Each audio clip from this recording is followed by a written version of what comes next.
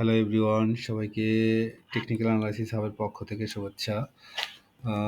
Technical analysis hub প্রতিনিয়তই আপনাদের হাতে থাকা শেয়ারের পুঙ্খানুপুঙ্খ বিশ্লেষণ করে থাকে। সেক্ষেত্রে আপনার হাতে থাকা শেয়ারের বিশ্লেষণ পেতে এই এই চ্যানেলটি অবশ্যই সাবস্ক্রাইব করবেন এবং লাইক ও কমেন্টস করে এই চ্যানেলের পাশে থাকবেন। আমরা আজকে দেখব গোল্ডেন হারভেস্ট শেয়ারটির টেকনিক্যাল অ্যানালাইসিস এবং এই অ্যানালাইসিস মতে শেয়ারটি বর্তমান পজিশন কি এবং সামনে শেয়ারটি কোন দিকে যেতে পারে আমরা এর বিস্তারিত দেখব। আমরা স্ক্রিনে দেখতে পাচ্ছি শেয়ারটির উইকলি চার্ট অনুসারে খুবই সুন্দর একটা প্যাটার্ন মেনটেন করে শেয়ারটি আমরা দেখতে পাচ্ছি আপ ট্রেন্ডের দিকে উঠে যাচ্ছে। আপনারা দেখতে পাচ্ছেন যে শেয়ারটি তার ডাউন ট্রেন্ড কিন্তু ভেঙে লাস্ট প্রায় 4 সপ্তাহ হলো শেয়ারটি কিন্তু আপ ট্রেন্ডে রয়েছে এবং শেয়ারটির তার যে লোয়েস্ট প্রাইস ছিল 8 টাকার দিকে, সেখান থেকে অলমোস্ট আমরা দেখতে পাচ্ছি 2024-এর অক্টোবরের শেষের দিকেই সে প্রথমত আপ ট্রেন্ডে যায় এবং সে এখান থেকেই আমরা দেখতে পাচ্ছি আপ ট্রেন্ডের দিকে মোটামুটি গিয়েছে আর কি। তো সেক্ষেত্রে এখন শেয়ারটির বর্তমান পজিশন কি আমরা সেটি দেখব। শেয়ারটি এখন যে অবস্থায় রয়েছে সেখানে শেয়ারটির সামনে একটা স্ট্রং রেসিস্ট্যান্স জোন রয়েছে কিন্তু 16 টাকার দিকে। 16 টাকা আমরা দেখতে পাচ্ছি এখানে এই লেভেলটা কিন্তু তার একটা স্ট্রং রেসিস্ট্যান্স জোন। এই লেভেলটা ক্রস করতে পারলেই তারপরে তার সামনে সবচেয়ে বড় যে রেসিস্ট্যান্স আমরা জানি যে ফ্লোর প্রাইস ছিল এই লেভেলে। তো সেক্ষেত্রে 17.50 টাকা এই লেভেলটা তার কিন্তু সবচেয়ে স্ট্রং রেসিস্ট্যান্স জোন বলা যেতে পারে। তো সেক্ষেত্রে শেয়ারটি আমরা দেখতে পাচ্ছি যে নিচের দিকে কিন্তু নিচের দিকে ভলিউম বার কিন্তু খুবই অ্যাগ্রেসিভভাবে ভলিউম কিন্তু উঠে যাচ্ছে। দেখতে পাচ্ছেন যে লাস্ট কিন্তু প্রায় আমরা দেখতে পাচ্ছি যে 24-এর জুনের পরে থেকে, অর্থাৎ 2024-এর মে জুনের পরে থেকে গত সপ্তাহের যে ভলিউমটা পেয়েছে সেটা কিন্তু সর্বোচ্চ ভলিউম। তো সেক্ষেত্রে যেহেতু শেয়ারটি ভলিউম নিয়ে আপ ট্রেন্ডের দিকে যাচ্ছে, সেক্ষেত্রে শেয়ারটির কিন্তু প্রাইস মুভমেন্ট অনেকটাই অ্যাগ্রেসিভ বলা যেতে পারে। আমরা দেখতে পাচ্ছি যে শেয়ার কিন্তু লাস্ট সপ্তাহে যে প্রাইস মুভমেন্ট করেছে, যদিও এখানে একটু কারেকশন দেখতে পাচ্ছি, উপরে উইক রয়েছে। সেই ক্ষেত্রে এখন দেখার বিষয় যে সে এই লেভেলটা, অর্থাৎ তার যে রেসিস্ট্যান্স জোন 16 টাকা, এইটা ব্রেকআউট করতে পারে কিনা এই সপ্তাহে। সেক্ষেত্রে এই সপ্তাহে যদি ব্রেকআউট করতে পারে তাহলে সাকসেসফুলি হয়তো সে 17.50 টাকার দিকে যেতে পারে। তো আমরা এটাকে যদি ডেইলি চার্টে দেখি, ডেইলি চার্ট অনুসারে কি অবস্থা দেখতে পাচ্ছেন। আচ্ছা, ডেইলি চার্টে আমরা দেখতে পাচ্ছি একই চিত্র, যদিও গত দিনের ভলিউম ক্যান্ডেলটা আপনারা দেখতে পাচ্ছেন যে রেড, এবং প্রাইস এখানে আসলে লাস্ট কয়েকদিন ধরেই কিন্তু শেয়ার প্রাইস এই লেভেলটাকে ক্রস করার চেষ্টা করছে, আপনারা দেখতে পাচ্ছেন। আমরা এখানে লাস্ট মঙ্গলবার এবং সোমবার এবং মঙ্গলবার দুইটা কিন্তু রেড ক্যান্ডেল দেখতে পাচ্ছি। বুধবারে, গত সপ্তাহের বুধবারে যদিও গ্রিন ক্যান্ডেল ছিল, বৃহস্পতিবারে আবারও রেড ক্যান্ডেল আসে, অর্থাৎ এখানে একটা ভলিউম কিন্তু আমরা দেখতে পাচ্ছি যে রেড ক্যান্ডেলে রয়েছে। সেক্ষেত্রে এটা অবশ্যই নেগেটিভ, যেহেতু হাই প্রাইসে গিয়ে যদি প্রাইস এভাবে কারেকশন হয় তখন কিছুটা উইকনেস শো করে। সেক্ষেত্রে এটাকে আসলে এই লেভেলটা ক্রস করতে গেলে এখানে অবশ্যই রবি সোমবারের মধ্যে একটা গ্রিন ক্যান্ডেল তৈরি করতে হবে এবং গ্রিন ক্যান্ডেল তৈরি করে তার এই 16.40-50 এই লেভেলটাকে ক্রস করতে হবে।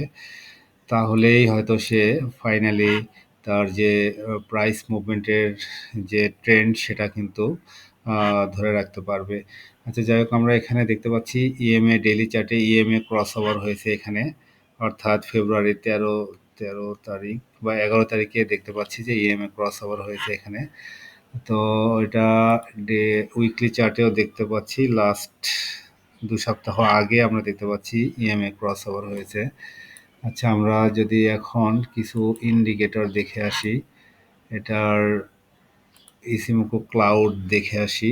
ইসিমোকো ক্লাউড অনুসারে উইকলি চার্টে কিন্তু আপনার একটা ভালো ইন্ডিকেশন আমরা দেখতে পাচ্ছি। উইকলি চার্টে আপনারা দেখেন যে উইকলি চার্ট অনুসারে আমরা দেখতে পাচ্ছি ক্লাউডের মধ্যে অবস্থান করছে। তো সেই ক্ষেত্রে ক্লাউডের যে আপার ব্যান্ড সেটা কিন্তু 16 টাকার দিকে। সেক্ষেত্রে এই 16 টাকা ক্রস করতে পারলেই সে কিন্তু ইতিমধ্যে ক্লাউডকে ভেদ করে উপরে উঠে যাবে। সেটা অবশ্যই পজিটিভ। তার মানে এই সপ্তাহ এটা কিন্তু এই শেয়ারের জন্য একটা গুরুত্বপূর্ণ চ্যালেঞ্জ হবে। এই সপ্তাহে তার এই লেভেলটাকে ক্রস করে ইতিমধ্যে ক্লাউড যদি ভেদ করতে পারে তাহলে শেয়ার প্রাইসের একটা বড় মুভমেন্ট আমরা এখান থেকে হয়তো আশা করতে পারি। এটাকে যদি আমরা ডেইলি চার্টে দেখি, ডেইলি চার্ট অনুসারে দেখতে পাচ্ছি ইসিমকো ক্লাউডের উপরেই অবস্থান করছে। আচ্ছা, আমরা ইসিমকো ক্লাউড দেখলাম, ইএমএ ক্রস ওভার দেখলাম। আমরা যদি এখন বোলিঙ্গার ব্যান্ডটা দেখে আসি, দেখতে পাচ্ছেন বোলিঙ্গার ব্যান্ড কিন্তু মোটামুটি আপার ব্যান্ডকে টাচ করেই উপরের দিকে ওঠার চেষ্টা করছে। এখন হয়তো রবি সোমবারে যদি একটা ভালো প্রাইস মুভমেন্ট দেয় তাহলে বোলিঙ্গার ব্যান্ডের আপার ব্যান্ডের উপরেই চলে যেতে পারে। তো সেই ক্ষেত্রে এখন আমরা এটাকে উইকলিতে যদি দেখি, উইকলি ট্রেন্ড কিন্তু আরও বেশি অ্যাগ্রেসিভ দেখতে পাচ্ছেন। আমরা দেখতে পাচ্ছি যে বোলিঙ্গার ব্যান্ডের আপার ব্যান্ডের উপরে কিন্তু অবস্থান করছে, অর্থাৎ এটা খুবই একটা স্ট্রং প্রাইস মুভমেন্ট আমরা দেখতে পাচ্ছি। লাস্ট অলমোস্ট বলা যায় 7 সপ্তাহ হলো কিন্তু প্রাইসের আপ ট্রেন্ড দেখতে পাচ্ছি। মাঝখানে 2 সপ্তাহ কিন্তু কারেকশনে ছিল, পরপর 2 সপ্তাহ আবারও আমরা আপ ট্রেন্ড দেখতে পাচ্ছি। সেক্ষেত্রে তার ফাইনাল যে রেসিস্ট্যান্স 16 টাকা, এটা ব্রেকআউট দিলে তার পরবর্তী রেসিস্ট্যান্স উইকলি চার্ট অনুসারে 18 টাকা 50 পয়সার দিকে। আচ্ছা, এখন এই ক্ষেত্রে আমরা আরও কিছু ইন্ডিকেটর দেখব। ম্যাকডি দেখে আসি। ম্যাকডি উইকলি চার্টে খুবই অ্যাগ্রেসিভ দেখতে পাচ্ছেন। প্রতিনিয়তই ম্যাকডির যে হিস্টোগ্রাম সেটা কিন্তু বড় হচ্ছে তার আগের সপ্তাহের চেয়ে, এবং ম্যাকডি লাইন এবং সিগন্যাল লাইন জিরো লাইনের উপরে ওঠার চেষ্টা করছে উইকলি চার্ট অনুসারে। ম্যাকডি উইকলি চার্টে খুবই ভালো পজিশনে আছে। ডেইলি চার্ট অনুসারে ম্যাকডি কিছুটা দুর্বলতা দেখা যাচ্ছে। ম্যাকডির হিস্টোগ্রামগুলো যেহেতু ছোট বা প্রতিদিনই একই টাইপের, সেক্ষেত্রে ডেইলি চার্ট অনুসারে কিছুটা দুর্বলতা এখানে আমরা দেখতে পাচ্ছি ম্যাকডি অনুসারে। এরপরে আমরা যদি আরএসআইটা দেখি, আরএসআই আমরা দেখতে পাচ্ছি ডেইলি চার্ট অনুসারে 67, এটা মোটামুটি স্ট্যান্ডার্ড আরএসআই, যদিও 70 তার একটা রেসিস্ট্যান্ট জোন। এটাকে যদি উইকলিতে দেখা যায়, উইকলি চার্ট অনুসারে আমরা দেখতে পাচ্ছি যে আরএসআই কিন্তু ক্রমান্বয়ে কিন্তু আপট্রেন্ডে স্ট্রং আপট্রেন্ড দেখতে পাচ্ছি।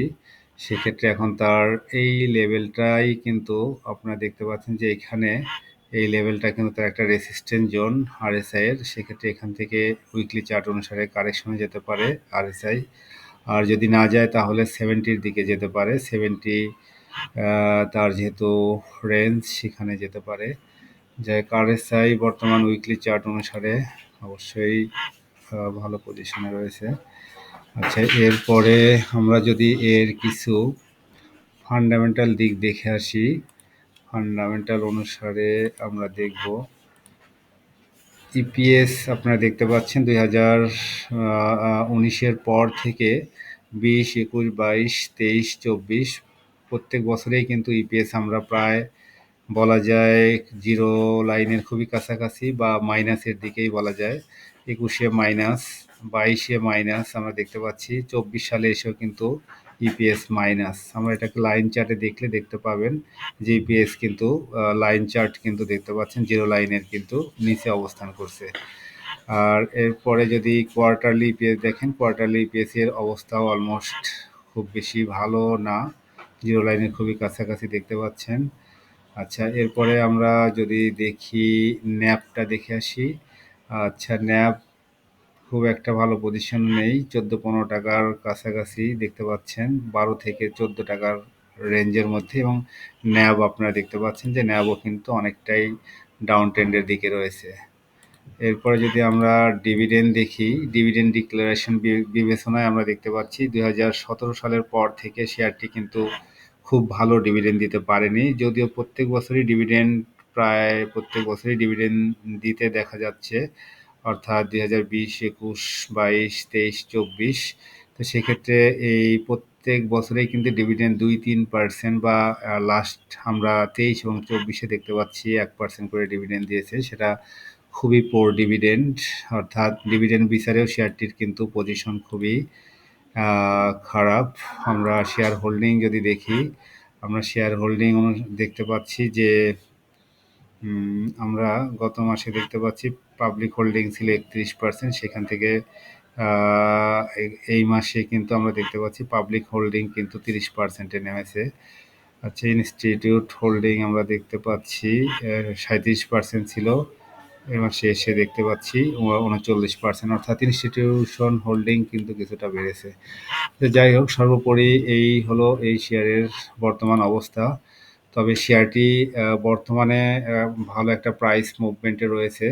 সেক্ষেত্রে শেয়ারটি অবশ্যই অবজারভেশনে রাখা যেতে পারে। আপনারা দেখতে পাচ্ছেন যে উইকলি চার্ট অনুসারে শেয়ারটি কিন্তু লাস্ট একটানা কিন্তু বলা যায় বেড়েছে, এবং ভলিউমও কিন্তু মোটামুটি আমরা দেখতে পাচ্ছি ভলিউম বারও কিন্তু এখান থেকে অ্যাগ্রেসিভভাবে বেড়েছে উইকলি চার্ট অনুসারে।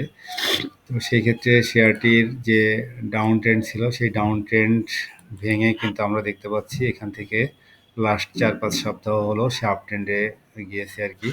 তো সেক্ষেত্রে শেয়ারটি অবশ্যই বর্তমান প্রাইস ট্রেন্ড অনুসারে কিন্তু শেয়ারটির ভালো পজিশন আমরা দেখতে পাচ্ছি। এখন তার 16 টাকার যে রেসিস্ট্যান্স সেটা ব্রেক করতে পারে কিনা, 16 টাকা এবং 17 টাকা 50 পয়সার যে ফ্লোর প্রাইসের রেসিস্ট্যান্স, এই দুইটা রেসিস্ট্যান্স ব্রেক করতে পারলে সে হয়তো সামনের দিকে যেতে পারে। যাই হোক, এই হলো এই শেয়ারের আলোচনা ছিল আজকের মতো। যাই হোক, সবাই ভালো থাকবেন, সবার জন্য শুভকামনা থাকলো, এবং অবশ্যই আমার চ্যানেলটি সাবস্ক্রাইব করবেন, এবং আপনার হাতে থাকা শেয়ারের অ্যানালাইসিস পেতে অবশ্যই আমাকে ইনবক্স করতে পারেন। সবার জন্য শুভকামনা থাকলো। আসসালামু আলাইকুম।